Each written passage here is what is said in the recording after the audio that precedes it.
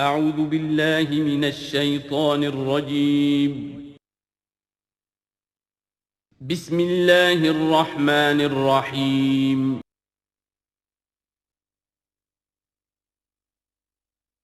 نحمده ونصلی علی رسولہ الکریم اما بعد فاعوذ باللہ من الشیطان الرجیم۔ عظیم آیت جو آئی ہے توحید کی، اور اس کے بعد یہ بھی اپنی جگہ بڑی عظیم آیات ہیں حکمت اور فلسفہ دین کے اعتبار سے۔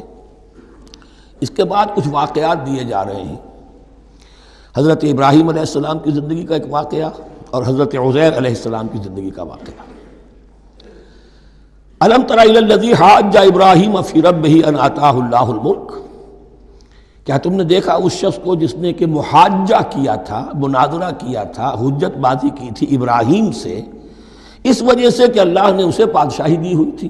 نمرود، یہ ذہن میں رکھیے کہ نمرود اصل میں لقب تھا، کسی کا نام نہیں تھا، جیسے فرعون مصر کے بادشاہوں کا لقب ہے۔ فرعونہ، نماردہ جو ہے یہ عراق کے بادشاہ تھے، بیبیلونیا۔ تو حضرت ابراہیم کی پیدائش بھی شہر ار میں ہوئی تھی، کہ جو بیبیلونیا کا ایک شہر تھا عراق کا، اور وہاں بادشاہت تھی نمرود کی۔ جیسے فرعون نے مصر میں دعویٰ کیا تھا اپنی بادشاہی کا اور اپنی خدائی کا، اور یہ ہے سیاسی بادشاہی، یہ نہیں کہ ہم نے دنیا پیدا کی ہے، مطلب یہ کہ اختیار مطلق ہمارے ہاتھ میں ہے، ہم جس چیز کو چاہیں غلط قرار دے دیں، جس چیز کو چاہے صحیح قرار دے دیں۔ یہی ہے اصل میں خدائی اختیار ہاتھ میں لے لیا۔ اللہ کا حق ہے تحلیل و تحریم، کسی شے کو حلال کرنا، کسی کو حرام قرار دینا، اختیار واحد اللہ کے ہاتھ میں ہے۔ جس شخص نے بھی اپنے ذمے لے لیا، قانون سازی کا اختیار لے لیا اللہ کے قانون سے آزاد ہو کر، وہی طاغوت ہے، وہی شیطان ہے، وہی نمرود ہے، وہی فرعون ہے۔ تو اس نے، وہ نمرود نے کہا، محاجہ کیا، اس قال ابراہیم ربی الذی یحیی و یمیت، میرا رب تو وہ ہے جو زندہ کرتا ہے اور مارتا ہے۔ قال انا احیی و امیت، انہوں نے کہا میں بھی کر سکتا ہوں۔ اس نے جیل سے 2 قیدی منگوائے، دونوں کنڈیمڈ تھے، اور ایک کی گردن وہیں اڑائی اور ایک کو کہا جاؤ معاف، دیکھو میں نے جس کو چاہا زندہ رکھا اور جس کو چاہا مار دیا۔ حضرت ابراہیم نے دیکھا کہ یہ کٹ حجتی پر اترا ہوا ہے، تو الاجوبۃ المسکتہ، جواب ایسا دیا جانا چاہیے کہ جو اس کو چپ کر دے۔ قال ابراہیم فإن اللہ یاتی بالشمس من المشرق فأت بها من المغرب، حضرت ابراہیم نے فرمایا اللہ تو سورج کو نکالتا ہے مشرق سے، اگر تو خدائی کا مدعی ہے تو نکال کے دکھا اسے مغرب سے۔ فبہت الذی کفر، تو مبہوت ہو کر رہ گیا وہ کافر، اب اس کے پاس کوئی جواب نہیں تھا۔ واللہ لا یہدی القوم الظالمین، اور اللہ ظالموں کو ہدایت نہیں دیا کرتا۔ ہدایت تو نہیں ہوئی، چپ ہو گیا۔ لیکن چپ کیا ہوا؟ اس کے بعد تو فیصلہ ہوا کہ انہیں آگ میں جھونک دیا جائے۔ او کالذی مر علی قریۃ وہی خاویۃ علی عروشہا، یا پھر اس شخص کے واقعے کو ذرا یاد کرو، کیا تم نے نہیں دیکھا کہ جس کا گزر ہوا ایک بستی پر، اور وہ اوندھی پڑی ہوئی تھی اپنی چھتوں پر۔ اگرچہ مختلف تفاسیر میں مختلف آپ کو شاید اس کی تعبیرات ملے، یہ اصل میں ہوا ہے کہ جب نمرود، جس کا نام تھا بخت نصر، نیبوکیڈنیزر، اس نے 586 قبل مسیح میں، حضرت مسیح سے 586 قبل، اس نے حملہ کیا فلسطین پر۔ دیکھیے عراق اور فلسطین کی، اسرائیل کی اور عراق کی اس وقت بھی سب سے بڑی دشمنی ہے آپس میں، وہی دشمنی جو ہے 2500 سال پرانی بھی ہے۔ اس نے، وہ نمرود بابل، نیبوکیڈنیزر جس کا نام تھا، اس نے حملہ کیا۔ 12 لاکھ کی آبادی تھی، 6 لاکھ کو قتل کیا، اور 6 لاکھ کو بھیڑوں بکریوں کی طرح ہانکتا ہوا قیدی بنا کر لے گیا۔ 150 برس تک کیپٹیوٹی میں رہے ہیں یہ، اور یروشلم اجڑا رہا ہے، کوئی نفس نہیں، کوئی متنفس نہیں تھا، کوئی انسان نہیں، کوئی 2 اینٹیں سلامت نہیں چھوڑی۔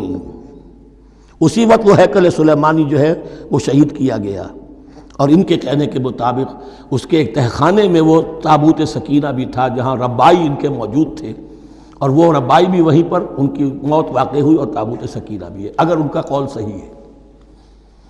تو جس زمانے میں یہ اجڑی ہوئی بستی تھی، حضرت عزیر علیہ السلام کا گزر ہوا، انہوں نے دیکھا کوئی متنفس نہیں، تو انہوں نے کیا کہا؟ قال انا یحیی ھذہ اللہ بعد موتہا، اللہ اس بستی کو اس کے اس طرح مردہ اور برباد ہو جانے کے بعد کیسے زندہ کرے گا؟ اب اس میں کیسے احیاء ہو سکتا ہے؟ دوبارہ کیسے اس میں لوگ آ کر آباد ہو سکتے ہیں؟ اتنی بڑی بربادی، اتنی تباہی، کوئی متنفس نہیں، کوئی 2 اینٹیں سلامت نہیں۔ فَأَمَاتَهُ اللَّهُ مِئَةَ عَامٍ ثُمَّ بَعَثَهُ، تو اللہ نے اس پر موت وارد کر دی 100 برس کے لیے، اور پھر انہیں اٹھایا۔ قَالَ كَمْ لَبِثْتَ، سوال کیا کتنے عرصے رہے ہو یہاں؟ حضرت عزیر جو ہیں، چونکہ جو رینائسنس ہوا ہے تاریخ بنی اسرائیل میں، اس کے نقیب، اس کے اصل جو بنیاد ہے وہ یہ ہے۔ انہوں نے پھر اصلاح کی، جو زوال ان میں آیا تھا اخلاقی اور دینی، پھر یہ اٹھے کمر کس کر جب اللہ تعالیٰ نے یہ مشاہدات کرا دیے، اور پھر جا کر وہاں تبلیغ کی اور دعوت کی دی، اور وہی ان یہودیوں کے اندر جو کیپٹیوٹی میں تھے انہیں پھر اصل دین کی تعلیم دی، روح دین کو زندہ کیا، تو گویا کہ وہاں سے پھر ان کا احیاء ہوا ہے۔ کب لبثت، کتنے عرصے رہے ہوگے تم؟ قال لبثت یوما و بعض یوم، اب اس کو ایسے محسوس ہوا جیسے سویا تھا تھوڑی دیر کے لیے، میں 1 دن رہا ہوں یا دن کا کچھ حصہ۔ قال بل لبثت 100 عام، نہیں، اللہ نے فرمایا نہیں، تم 100 سال رہے ہو۔ فانظر الی طعامک و شرابک لم یتسنہ، تو ذرا اپنے کھانے اور جو مشروب تمہارے ساتھ تھا سفر میں، ذرا اس کو دیکھو، ان کے اندر کوئی بساند پیدا نہیں ہوئی، سڑے نہیں ہیں، ان کے اندر کوئی خرابی پیدا نہیں ہوئی۔ وانظر الی حمارک، آپ دوسری طرف اپنے گدھے کو دیکھو جو تمہاری سواری کا گدھا تھا۔ وَلَنَجْعَلَكَ آیَةً لِلنَّاسِ، وہ بالکل ختم ہو چکا تھا، اس کی ہڈیاں ہی رہ گئی تھیں، گوشت گل چکا تھا، کچھ نہیں تھا، 100 برس۔ وانظر الی حمارک وَلِنَجْعَلَكَ آیَةً لِلنَّاسِ، اور ہمیں تو بنانا ہے تجھے ایک نشانی لوگوں کے لیے، یعنی خود اے عزیر تمہیں ایک نشانی بنانا ہے، اور تمہیں نشانی بنانے کے لیے یہ نشانی ہم تمہیں دکھا رہے ہیں، تاکہ یقین جو ہے، یقین کامل تمہارے اندر پیدا ہو جائے۔ وانظر الی حمارک ولنجعلک آیۃ للناس وانظر الی العظام، اب دیکھو ان ہڈیوں کو، کیف ننشزھا، کیسے ہم انہیں اٹھاتے ہیں، ابھارتے ہیں، وہ ہڈیاں خود ابری اور جڑ کر کھڑی ہو گئی۔ ثم نکسوھا لحما، پھر دیکھو تمہاری نگاہوں کے سامنے اس کو گوشت پہناتے ہیں۔ فلما تبین لہ، جب یہ سب اس کے سامنے واضح ہو گئی بات، مشاہدہ بھی کر لیا، قال اعلم ان اللہ علی کل شیء قدیر، ان کا میں نے پوری طرح جان لیا، مجھے پورا یقین قابل حاصل ہو گیا کہ اللہ ہر شے پر قادر ہے، یعنی وہ اس اجڑی ہوئی بستی کو بھی دوبارہ آباد کر سکتا ہے۔ جو میں نے سمجھا تھا کہ اب یہ کیسے آباد ہوگی، یہ بات نہیں ہے، یہ آبادی اللہ تعالیٰ کے اختیار میں۔ چنانچہ اس کے بعد ہوا، اس لیے کہ اس کے بعد واقعہ تو یہ ہوا کہ جو ایران کا بادشاہ تھا کیخورس یا سائرس ذو، جن کو کہ قرآن مجید ذوالقرنین کہتا ہے، جن کا تذکرہ سورہ کہف میں آئے گا، پھر آپ کو معلوم ہے کہ یہ پیلسٹائن، ادھر عراق کے بعد ایران، دشمنیاں تو تھیں۔ کیخورس نے حملہ کیا بابل پر، عراق پر، اور دشمن کا دشمن دوست ہوتا ہے، تو یہودیوں کو اجازت دے دی، کیپٹیوٹی سے اجازت دے دی، جاؤ تم واپس جاؤ، اپنا شہر دوبارہ بناؤ۔ چنانچہ وہ گئے، اور پھر انہوں نے جا کر وہاں پر 136 سالوں میں ان کی دوبارہ جو ہے یہ بستی بسی، اور پھر یروشلم کو انہوں نے آباد کیا، اور پھر انہوں نے وہاں ہیکل سلیمانی دوبارہ بنایا، جس کو وہ سیکنڈ ٹیمپل کہتے ہیں۔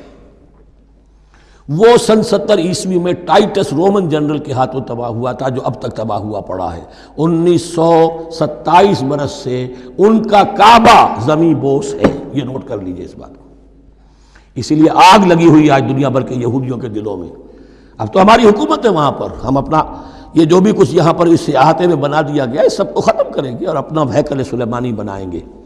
اس کے بلو پرنٹس بن چکے ہیں، نقشے بن چکے ہیں، ہر چیز تیار ہے، بس کسی دن کوئی ایک دھماکہ ہوگا، کوئی بم جو ہے کہیں پر پلانٹ کیا جائے گا، خبر آ جائے گی کہ کسی فینیٹک نے کہیں وہاں پر جا کر رکھ دیا، جیسے ایک فینیٹک گیا تھا مسجد الخلیل میں اور 70 مسلمانوں کو شہید کر کے خود بھی اس نے خودکشی کر لی تھی، اور ڈاکٹر تھا، امریکن ڈاکٹر گولڈسٹین۔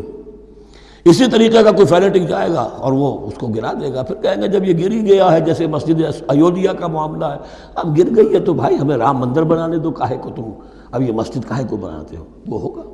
اور یہ میں سمجھتا ہوں کہ چند ہفتوں کی، یہ چند مہینوں کی بات ہے، یہ ہونے والا ہے فوراً۔ بہرحال